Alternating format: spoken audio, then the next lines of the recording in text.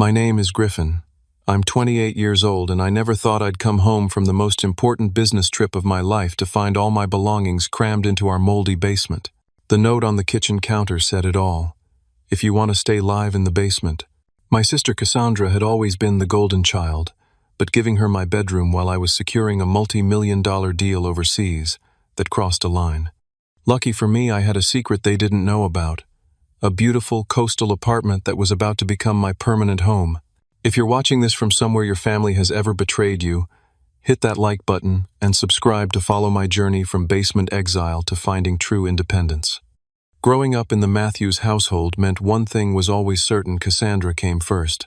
From the day my parents, Robert and Diana Matthews, brought my sister home from the hospital when I was 5 years old, the dynamic shifted. It wasn't obvious at first.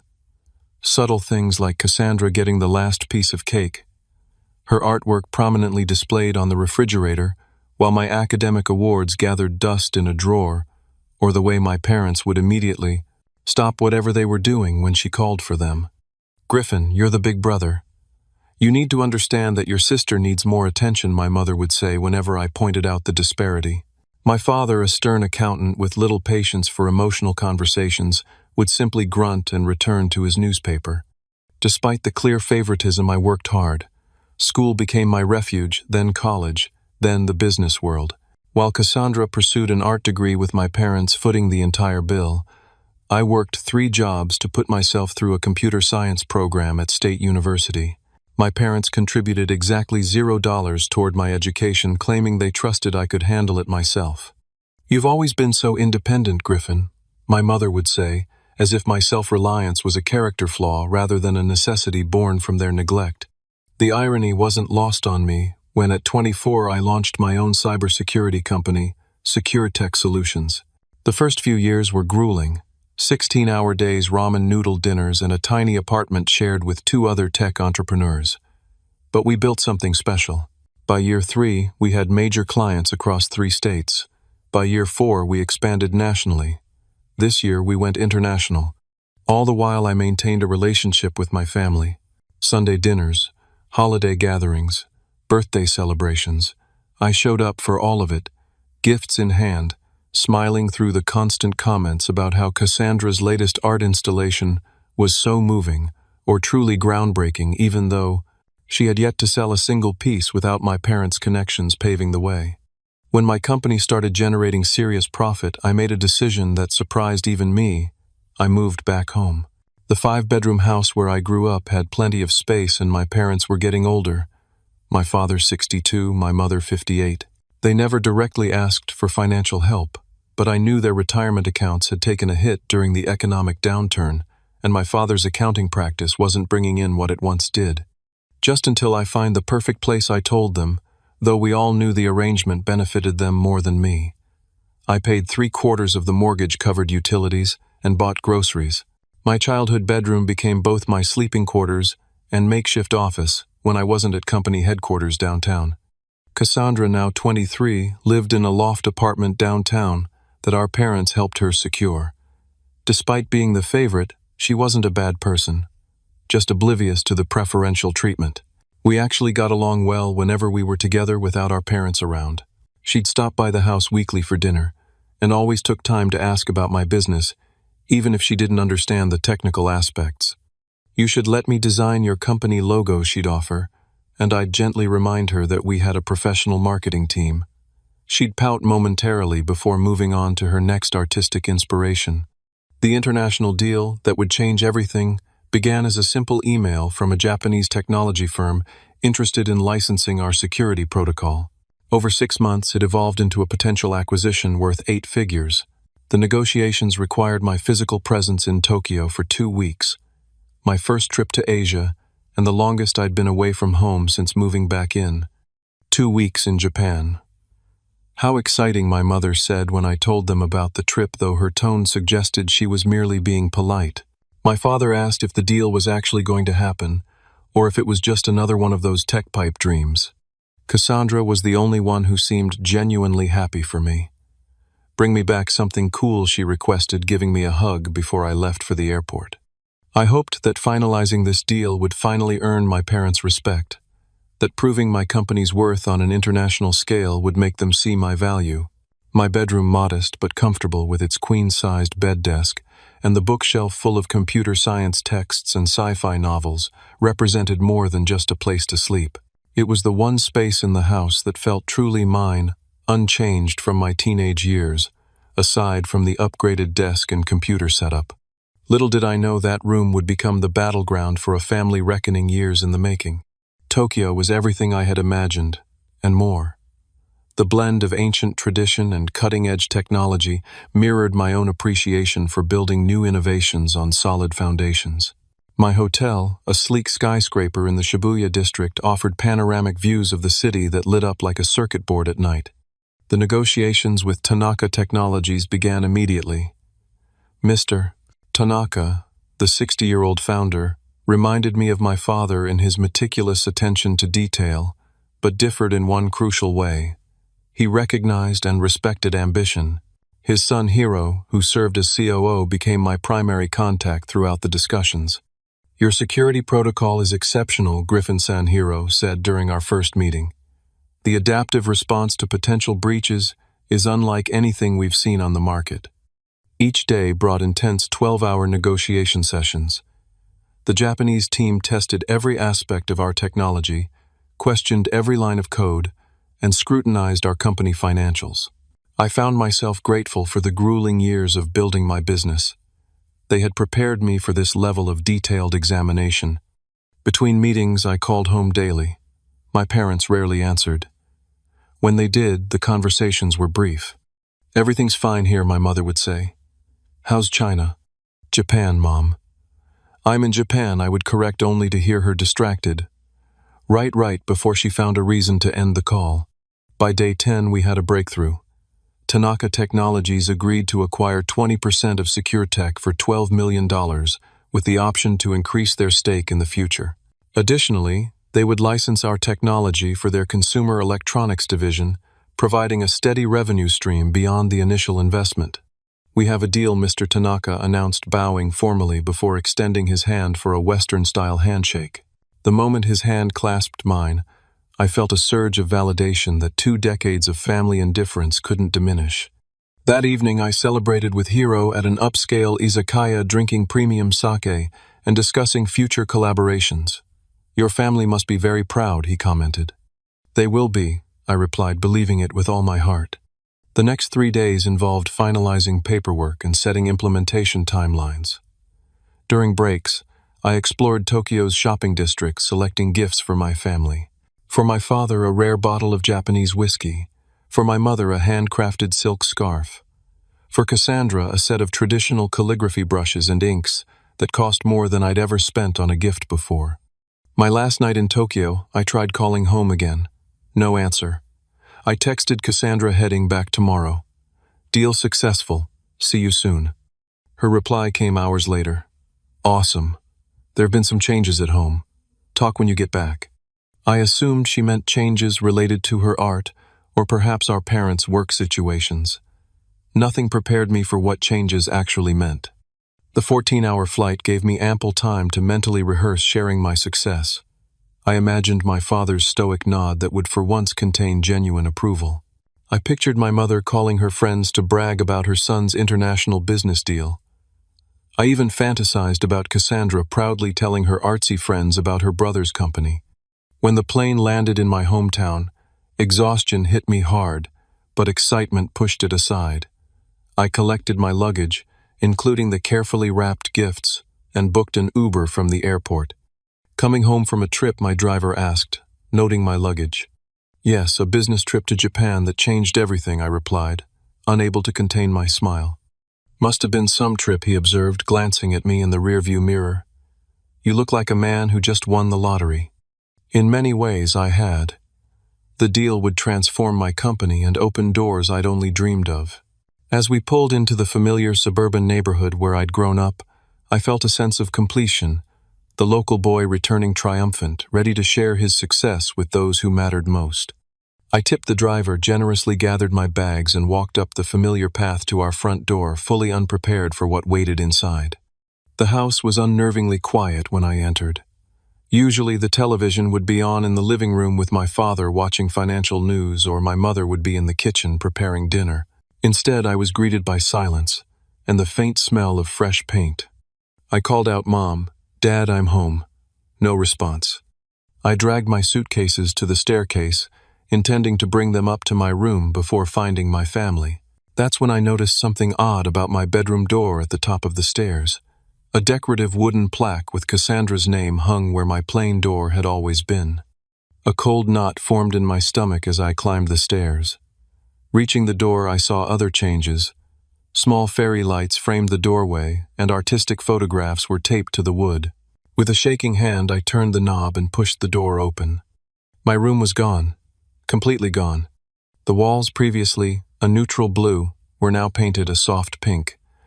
My queen bed had been replaced by a daybed covered in throw pillows. My desk, where I'd built my company's first prototype, was nowhere to be seen, replaced by an easel and art supplies.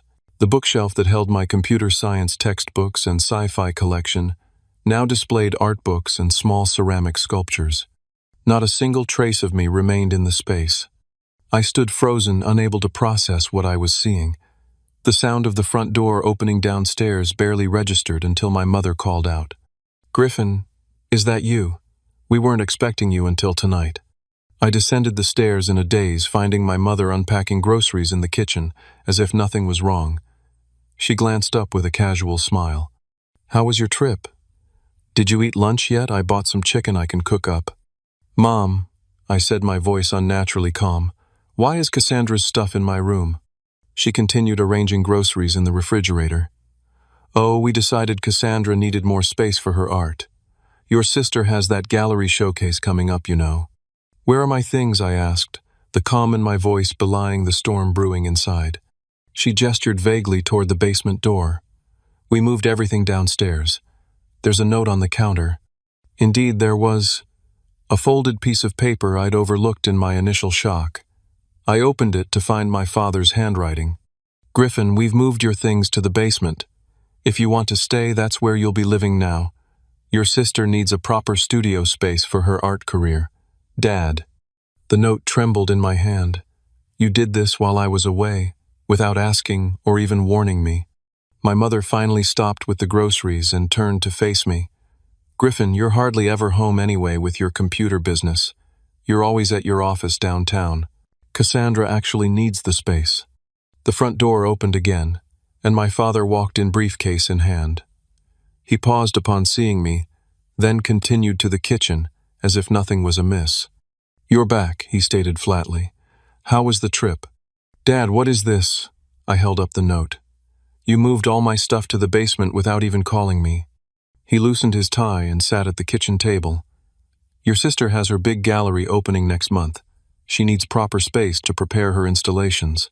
The basement is perfectly adequate for sleeping and whatever computer work you do at home. I pay 3/4 of the mortgage on this house." I reminded him, struggling to maintain composure. "And we're grateful for your contribution," he replied dismissively. "But family needs come first, and Cassandra needs that room more than you do right now."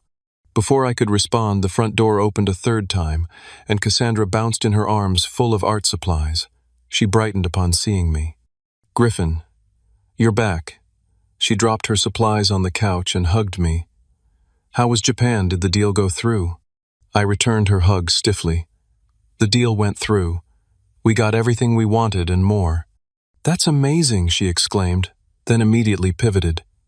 "Did you see my new studio Mom and Dad surprised me? I've been wanting a bigger space forever, and they just made it happen while you were gone. Isn't it incredible?"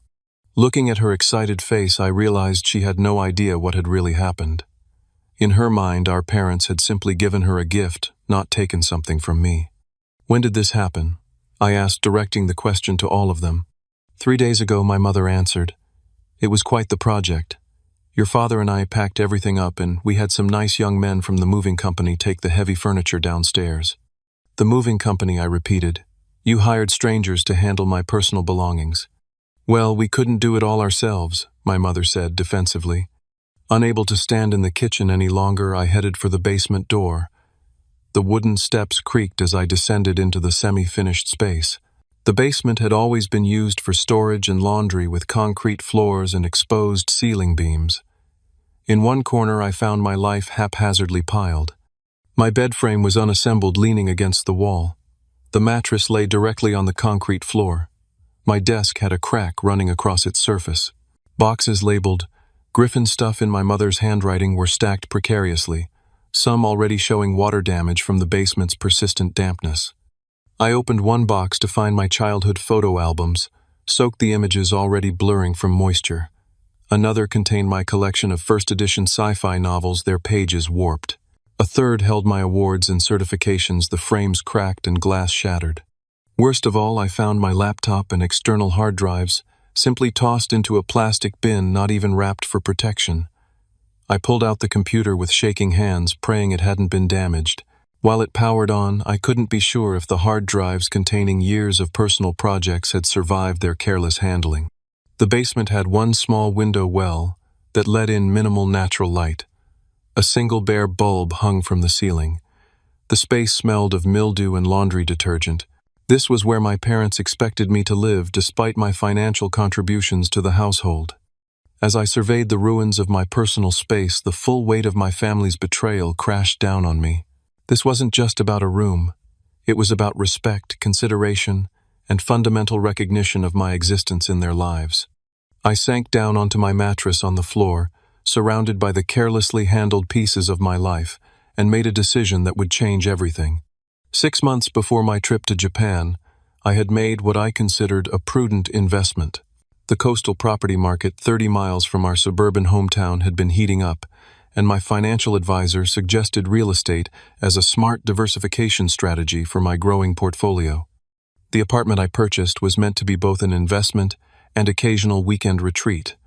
2 bedrooms, 2 bathrooms, floor-to-ceiling windows overlooking the Pacific, and a spacious balcony perfect for morning coffee or evening cocktails. Modern, minimalist, and most importantly, mine alone. I hadn't told my family about the purchase. Initially, I worried they'd see it as frivolous spending or worse, ask to use it themselves. Later, I realized I simply wanted something that was exclusively mine, a space untouched by family dynamics and expectations.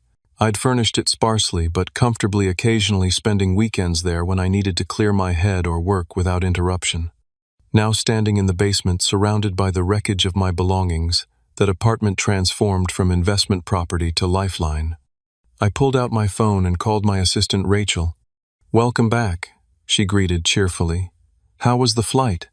"Exhausting," I replied, keeping my voice low. "Listen, I need a favor. Can you call the cleaning service we use for the office and have them go to my coastal apartment today? I'll be moving in permanently starting tonight." A brief pause. "Permanently? Is everything okay, Griffin?" "It will be. Also, can you reschedule tomorrow's meetings? I'll need the day to get settled." After ending the call, I methodically sorted through the basement chaos. Important documents, irreplaceable mementos, essential clothing. These went into suitcases. Electronics and fragile items were carefully wrapped in the few clean towels I could find. Everything else would have to wait. I made 4 trips up and down the basement stairs, carrying items to my car without speaking to my family. My mother watched from the kitchen doorway, brow furrowed in confusion. My father remained at the kitchen table, ostensibly reading the newspaper, but clearly monitoring my movements. Cassandra had disappeared upstairs to her new studio, my former bedroom. As I loaded the final suitcase into my trunk, my mother finally approached. "Griffin, what are you doing? Where are you going with all that stuff?" "I'm leaving," I stated simply, closing the trunk with a definitive thud. "Leaving? Don't be ridiculous. We made space for you in the basement. You expect me to live in a moldy basement when I pay most of the bills for this house?" My father appeared behind her. "You're overreacting. The basement is perfectly adequate. For storage, maybe. Not for a person who contributes financially to this household." "So this is about money," my father scoffed. "After everything we've done for you." The irony of his statement might have made me laugh if I wasn't so angry. "What exactly have you done for me lately, Dad? Or ever?" Cassandra emerged from the house, eyes wide, as she took in the loaded car and my travel bag. "Griffin, are you going somewhere?" "I'm moving out. I told her directly. Because of the room she asked, realization dawning. I didn't know it was a problem. You can have it back. I don't need it that badly. For the first time I saw genuine concern in her expression. The first family member to show any. It's not just about the room, Cass, I explained, softening my tone for her benefit. It's about respect, consideration, and being treated like I matter in this family. Of course you matter, my mother interjected. You're being so dramatic about this. Go cool off somewhere if you need to, but this is still your home. My father crossed his arms. He'll be back when he calms down. Where else would he go? Their confidence that I had no alternatives, no life beyond what they knew of, only strengthened my resolve. I'll send someone for the rest of my things, I said, opening my car door. And I'll transfer next month's mortgage payment as promised, but that's the last one. You should start figuring out your finances. My mother's expression shifted from dismissive to concerned. What do you mean the last one, Griffin? Be reasonable. I've been reasonable for years. I've contributed financially while being treated as an afterthought in my own family. That ends today. As I got into my car, Cassandra rushed forward. Wait, at least tell me where you're going. How can I reach you? I'll text you, I promised her alone. My father called out as I started the engine. This is childish, Griffin. Running away won't solve anything. You'll be back. I pulled away from the curb without responding, watching in my rearview mirror as my mother's hand flew to her mouth in belated concern, and my father turned back toward the house, already dismissing my departure. Only Cassandra remained on the sidewalk watching until my car turned the corner. The drive to my coastal apartment took 45 minutes each mile, putting welcome distance between me and the family home. As the suburban landscape gave way to coastal views, my breathing steadied, and the knot in my chest began to loosen.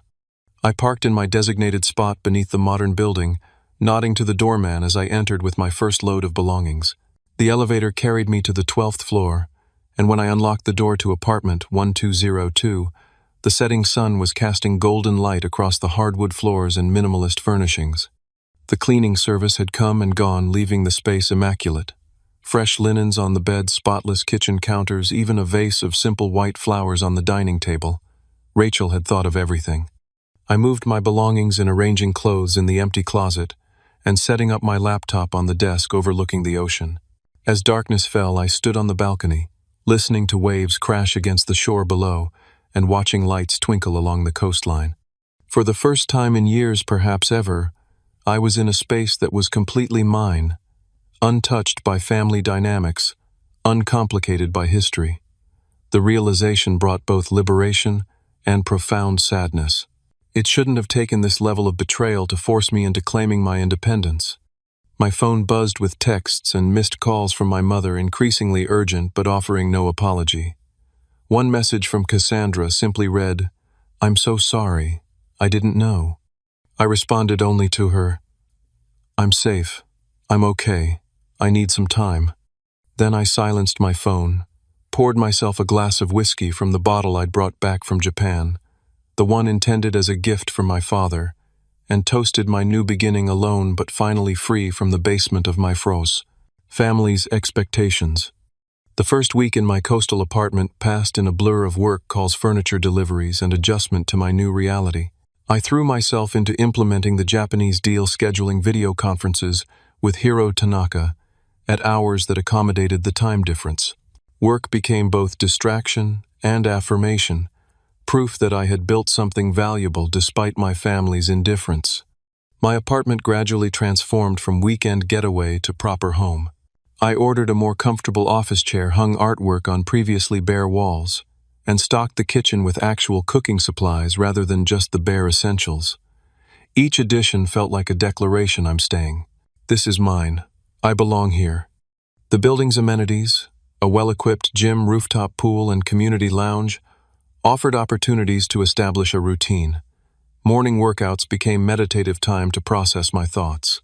Evening walks along the beachfront path introduced me to neighbors Monica, a surgeon who lived down the hall, Derek and James, a couple who owned the local bookstore, and Elena, a retired professor who walked her corgi at the same time each evening. New to the building, Elena asked, during our third consecutive evening encounter. Sort of, I explained. "I've owned the apartment for 6 months, but just moved in permanently." "Well, welcome home then," she said with a warm smile. "We do a monthly residence dinner on the rooftop. You should join us next week." These small interactions anchored me to my new community. Simple, straightforward relationships uncomplicated by decades of history. The silence from my parents stretched through that first week. My phone remained conspicuously free of calls or texts from either of them, confirming what I had long suspected: their interest in me extended only as far as my utility to the household. On day 8, my mother finally called. I let it ring 4 times before answering. "Griffin." Her voice sounded smaller than usual. "Are you okay? We've been worried." "I'm fine," I replied, keeping my tone neutral. "Is there something you needed? Your Aunt Martha called asking about you. The family picnic is next month and she wanted to know if you'd be bringing anyone." A pause.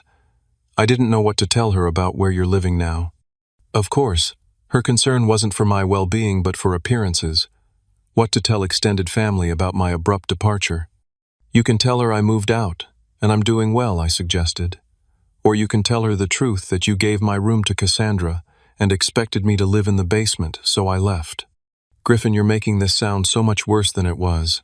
We just thought that I wouldn't mind, that I didn't deserve the basic courtesy of a conversation before you dismantled my personal space."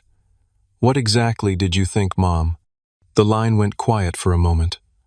"Your father and I thought you were planning to move out soon anyway. You're a successful businessman now. Why would you want to keep living at home?" "I was contributing to the household, paying most of the bills.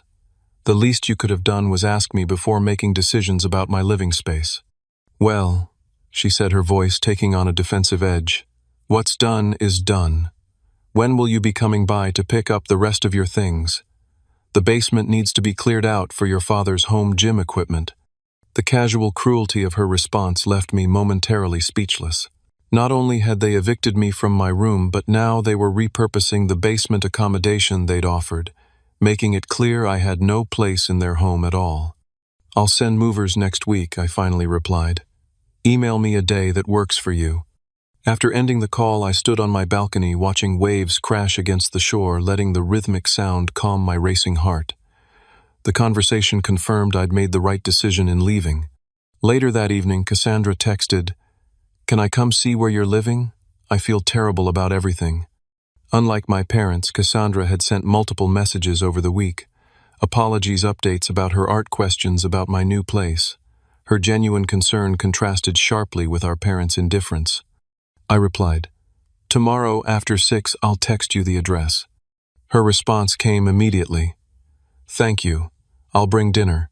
True to her word, Cassandra arrived the next evening with bags of takeout from our favorite Thai restaurant. She stopped in the doorway, taking in the ocean view with wide eyes. "Griffin, this place is amazing. How long have you had it?" "About 6 months," I admitted, leading her to the kitchen island, where we unpacked the food. "6 months. And you never told any of us." She looked hurt. "I needed something that was just mine," I explained. "Something no one could take away or dismiss." Understanding dawned on her face. "Like your bedroom." "Like my bedroom," I confirmed. We ate on the balcony, watching the sunset paint the sky in vibrant oranges and pinks. Cassandra filled me in on her upcoming gallery, showing her excitement tempered by evident guilt. "I told Mom and Dad I'm moving my art stuff back to my apartment," she said between bites of pad thai. "I said I couldn't work in that room knowing how you got pushed out." "You don't have to do that, Cass." "Yes, I do. I never would have accepted if I'd known what they did. They made it sound like you had agreed to the change." This new information stung but didn't surprise me. "How are they doing with the mortgage payment situation?" Cassandra's expression turned grim. "Not well. Dad's been making calls to his investment broker. I overheard Mom talking about possibly selling the house if they can't figure something out." For a brief moment, satisfaction flared at their predicament, a consequence of their actions finally coming home to roost. But it faded quickly, replaced by a dull ache for what our family relationship should have been. "They miss you," Cassandra added, though her tone lacked conviction. "In their way being they miss my financial contributions." She didn't deny it. They want you to come to Sunday dinner this weekend. Mom's making your favorite lasagna as a peace offering. I shook my head. I'm not ready for that. Tell them I have plans. Cassandra nodded understanding in her eyes. As she prepared to leave, she hugged me tightly. This place suits you, she said. You seem more yourself here already. After she left, I reflected on her observation. She was right. Away from the constant, subtle undermining of my parents' home, I felt more authentic, more confident. The success I'd built professionally was finally extending into my personal life as well. The following weeks established a new pattern. Cassandra visited regularly, our relationship strengthening without our parents' influence. I threw myself into work, and the Japanese partnership flourished. My coastal community welcomed me through rooftop gatherings and morning coffee with neighbors. My parents' attempts at contact grew increasingly urgent as financial reality set in. Text messages about family events evolved into questions about when this little break might end. My father even called one evening, his voice gruff with reluctant concern. "Your mother's worried about you," he said, unable to admit his own worry. "I'm doing fine, Dad. When are you planning to come home? This has gone on long enough." "I am home," I told him. "This is my home now." The silence that followed spoke volumes. He hadn't expected this outcome, that his dismissive actions would have permanent consequences, that his son had options beyond what he'd imagined. "We're having trouble with the mortgage," he finally admitted. "Without your contribution, I told you I'd pay the final month. That was 3 weeks ago. You've had time to make arrangements." "Griffin, be reasonable. Family helps family." "Yes," I agreed. "Family does help family. Family also respects family. You might want to think about that." I ended the call recognizing the conversation for what it was. Not an attempt at reconciliation, but at financial rescue. They didn't want me back. They wanted my checkbook. As my second month in the coastal apartment began, I felt increasingly settled. The wound of betrayal remained, but its edges were beginning to heal, scabbed over with the satisfaction of self-determination and the genuine connections I was building in my new community. Then one Saturday morning, my doorbell rang unexpectedly. I opened it to find not just Cassandra, but my parents standing in the hallway, their first time seeing the life I'd built without them. My parents stood awkwardly in my doorway, taking in the apartment with poorly concealed surprise. My mother clutched her purse with white knuckles, while my father's eyes darted from the ocean view to the modern furnishings, mentally calculating the cost. "May we come in?" my mother asked, her voice unnaturally bright. Cassandra thought it was time we all talked. I looked at my sister, who mouthed sorry behind our parents' backs. Her expression pleaded for understanding. "Come in," I said, stepping aside without warmth. They entered cautiously, like tourists in a foreign country. My mother immediately moved to the floor-to-ceiling windows, gasping at the ocean panorama. My father remained near the door, hands in his pockets, expression guarded. "Griffin, this is beautiful," my mother said. "You never told us you bought a place like this." "There's a lot I don't tell you," I replied evenly. An uncomfortable silence fell. Cassandra moved to the kitchen, making herself busy with the coffee maker, a peacemaking gesture. "Well," my father finally said, "this explains where all your money has been going." The comment, so characteristic in its dismissiveness, sparked something in me. 2 months of distance had weakened the habitually peacekeeping part of myself that would normally have let such remarks slide. "My money," I repeated. "Interesting choice of words, Dad. You never cared where my money went when it was paying your mortgage." My mother turned from the window. "Griffin, that's not fair. We're grateful for your contributions to the household. Grateful enough to move my belongings to the basement, without asking grateful enough to give away my room while I was overseas, closing a multi-million-dollar business deal. We've come to apologize about that," my mother said, though her tone lacked genuine contrition. "We should have discussed it with you first." "An apology, 2 months late," I noted. "And only after you realized I wasn't coming back to resume mortgage payments." My father's face reddened. "Is that what you think this is about, money? Isn't it? You haven't asked about my well-being, my work, or my life here. Your first question was about where my money goes." "That's not true," my mother protested weakly. "We've been worried sick. So worried that it took you 2 months to come see me." So worried that your first call was about what to tell Aunt Martha, not whether I was okay. Cassandra returned with coffee mugs, placing them on the dining table like a peace offering.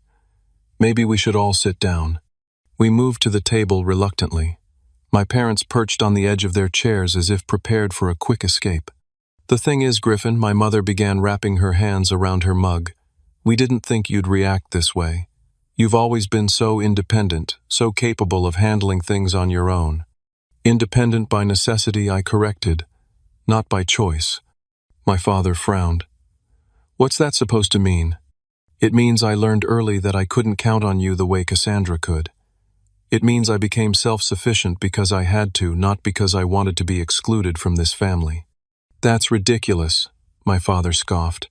We've always treated you and your sister equally. Cassandra, who had been quiet until now, surprisingly spoke up. No, Dad, you haven't. 2p. You and Mom have always favored me. I've known it for years. My parents stared at her in shock. This wasn't the script they'd expected, their children presenting a united front. Cassandra, honey, that's not true, my mother said. We love you both the same. Maybe you love us the same. Cassandra conceded, but you don't treat us the same. You paid for my entire education while Griffin worked 3 jobs to put himself through college. You celebrate my smallest artistic achievements while barely acknowledging his major business successes.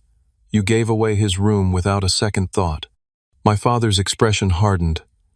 This isn't what we came here to discuss. We came to talk about the house. And there it was. The real purpose of their visit laid bare. What about the house? I asked, already knowing the answer. We're having trouble meeting the mortgage payments without your contribution, he admitted grudgingly. The bank has sent notices. So sell it, I suggested. Downsize to something you can afford. Sell our family home. My mother looked horrified. Griffin, be reasonable. We're not asking you to move back, just to continue helping with the payments until your father's investments recover. The audacity was breathtaking. They wanted my financial support without having to accommodate my physical presence. Let me understand this, I said slowly. You want me to pay for a house I don't live in, where I'm not welcome, except perhaps in the basement, and where my belongings were treated with complete disregard. When you put it that way, it sounds terrible, my mother said. It is terrible, I confirmed. That's exactly what happened. My father's face flushed with anger. We gave you a home for 28 years, and I've been paying for that home for the past 3 years, I countered. 3/4 of the mortgage, all utilities, most groceries. I've more than repaid any debt I might have owed. Is this how you treat family? He demanded. Abandoning us when things get difficult? The hypocrisy was staggering. I didn't abandon anyone, Dad. I removed myself from a situation where I was being taken advantage of and disrespected. There's a difference. We're your parents, my mother said tearfully. We need your help. And I needed parents who saw me as more than a checkbook, I replied. We don't always get what we need. My father stood abruptly, chair scraping against the floor. This is useless. He's made up his mind. He turned to my mother. I told you this was a waste of time. He doesn't care what happens to us. As he moved toward the door, Cassandra called after him. Dad, that's not fair. Griffin has every right to be upset after what you did.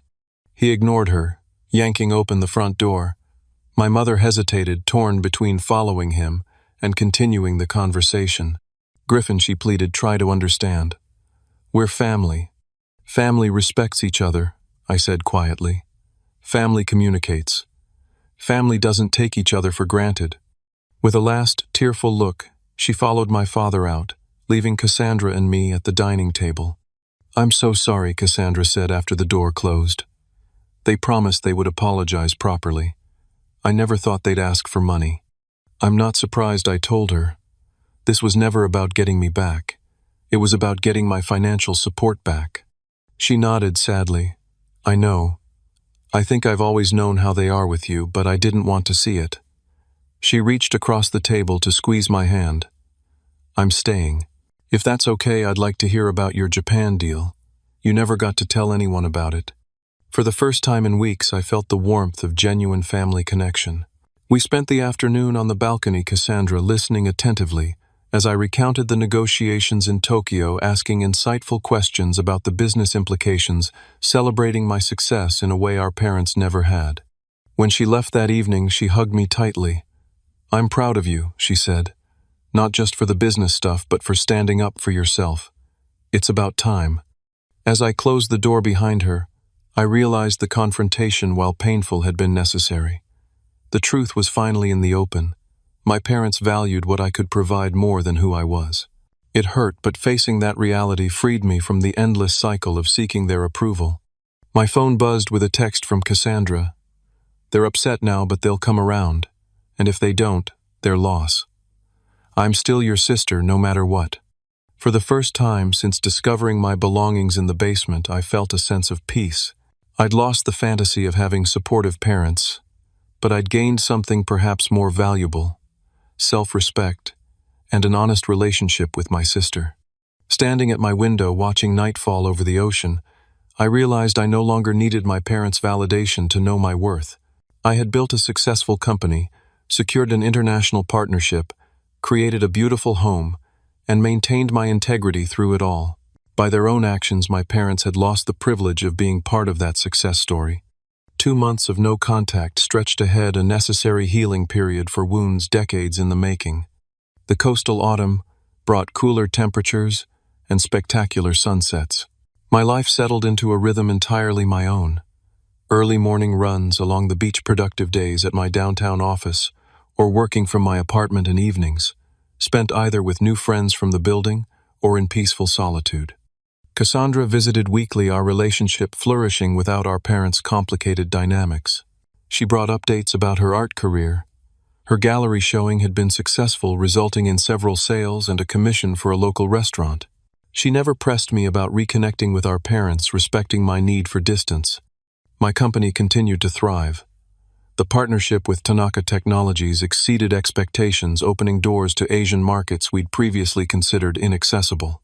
We hired 15 new employees and leased additional office space to accommodate our growth. Success that had once seemed like a means to earn parental approval now stood as its own reward. Achievements valued for their intrinsic worth rather than their potential to impress others. In my personal life, I found myself opening up more readily. I joined a local business leaders group, started taking sailing lessons, and even began dating casually, something I'd always been too busy or emotionally unavailable to pursue before. Monica, my surgeon neighbor, became a close friend, our morning coffee chats, a highlight of my weekday routine. "You seem different than when you first moved in," she observed one morning as we watched the sunrise from my balcony. "More settled in yourself." "I feel different," I admitted, "like I've finally stopped trying to earn approval I'm never going to get." "Family stuff?" she asked perceptively. "Family stuff," I confirmed, with a rueful smile. The holidays approached, bringing their inevitable emotional complications. Thanksgiving had always been spent at my parents' house, with extended family gathering around their dining table. This year, Cassandra and I made alternative plans, booking a table at an upscale restaurant overlooking the harbor.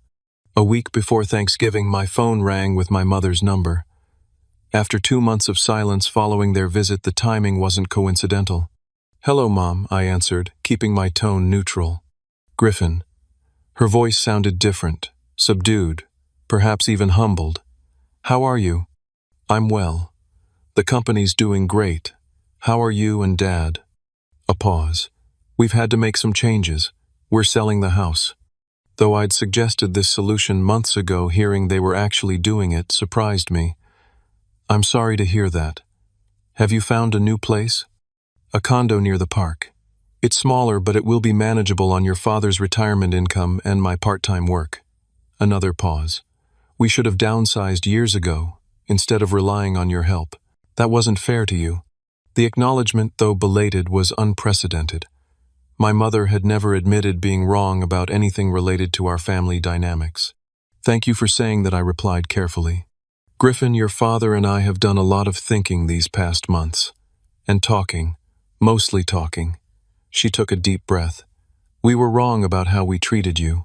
Not just the room situation, but many things over many years." I remained silent, processing her words. "We'd like to see you," she continued. "Not at our house. It's chaos with the packing. But maybe, At your place. If you're willing, your father has some things he wants to say to you in person. Caution warred with hope in my heart. When were you thinking? This weekend, we could bring lunch. I considered the offer. Having them in my space, on my terms, felt different than meeting on their territory. Saturday at noon would work.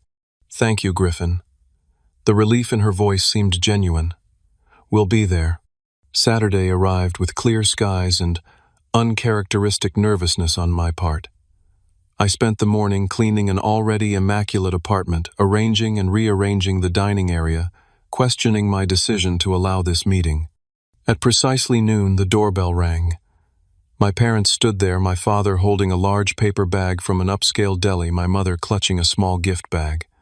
Both looked older somehow, the past months having left their mark. Come in, I invited, stepping aside. They entered with the same caution as their previous visit, but something was different. My father made eye contact rather than surveying my possessions. My mother didn't immediately comment on the apartment's luxury. Thank you for seeing us, my father said, placing the food on the kitchen counter. The words, though simple, represented a shift, gratitude rather than entitlement. We settled at the dining table with sandwiches and salads. Initial conversation remained safe. The house sale, Cassandra's art success, general news about extended family. As we finished eating, my mother placed the small gift bag beside my plate. It's not much, she said. Just something we thought you should have. Inside, I found a small wooden box I recognized from my childhood. Opening it revealed the watch that had belonged to my grandfather, a simple timepiece with a worn leather band that I'd always admired. Dad always said this would go to Cassandra someday, I noted, confused by the gesture. My father cleared his throat. I was wrong about that. It should go to you. My father would have wanted his watch to go to the grandson who shares his work ethic and integrity. The compliment, so unexpected, momentarily robbed me of words. Griffin, my father continued, visibly uncomfortable, but pressing on, I owe you an apology. A real one, not the half-hearted excuse we offered before. My mother reached for his hand, encouraging him. The truth is, he said, I've never understood you. Your interest in computers, your business approach, your independence, none of it made sense to me. It was easier to focus on Cassandra, whose artistic talents I could at least pretend to understand. What your father is trying to say, my mother interjected, is that we failed you as parents in many ways. We took advantage of your success and generosity. We took you for granted. And when you finally stood up for yourself, we blamed you instead of looking at our own behavior. Selling the house has been a wake-up call, my father admitted. We relied on you financially, instead of adapting to our own changing circumstances. That wasn't fair to you, and it wasn't good parenting. I studied their faces, searching for the familiar signs of manipulation. Instead, I found something new, genuine regret, and the humility that comes from difficult self-reflection. I appreciate you saying that, I said carefully. It means a lot to hear you acknowledge these things. We don't expect things to be fixed immediately, my mother added. We know trust has to be rebuilt, but we'd like the chance to try, on your terms, whatever those might be. I'd like that too, I said, surprising myself with the realization that it was true, but things will be different. I need boundaries and respect. We understand, my father nodded, and I want you to know I'm proud of what you've built. Your company, this home, the life you've made. I should have said that years ago. The words I'd longed to hear for decades finally spoken. I felt an unexpected lightness in my chest. Not the validation I'd once desperately sought, but the satisfaction of having that chapter closed, allowing something new to begin. Would you like to see the rest of the place, I offered, standing from the table. The tour was brief but significant.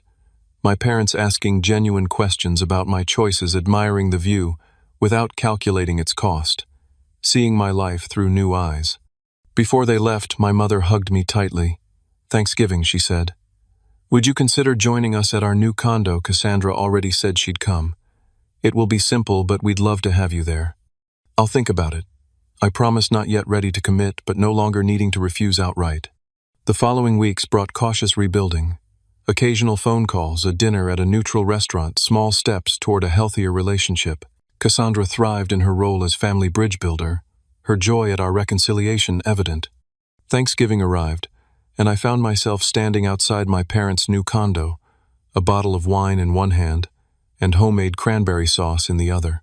The space was indeed smaller than our family home, but thoughtfully arranged with my mother's familiar decorative touches and several of Cassandra's artworks prominently displayed.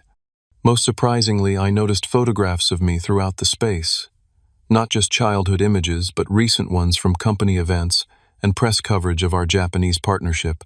My parents had been paying attention from afar even during our estrangement. Dinner was different from previous years. More conversation, less tension, genuine interest in each other's lives. My father asked detailed questions about my business expansion. My mother shared her excitement about volunteering at the local art center, where she'd found part-time work. Cassandra announced a potential showing in New York that had us all celebrating. As we finished dessert, my father raised his glass. "To family," he said. "Not perfect, but learning and growing." We clinked glasses, the simple toast, acknowledging both our painful past and possible future. Later that evening, back in my coastal apartment, I stood on the balcony watching moonlight shimmer across the water. The journey from basement exile to this moment had been painful but necessary, forcing not just my parents but myself to confront uncomfortable truths and establish healthier patterns. The basement incident, while hurtful, had ultimately freed me from the cycle of seeking approval I'd never receive. In losing my childhood bedroom, I'd found something more valuable: self-worth independent of others' validation and the courage to demand respect.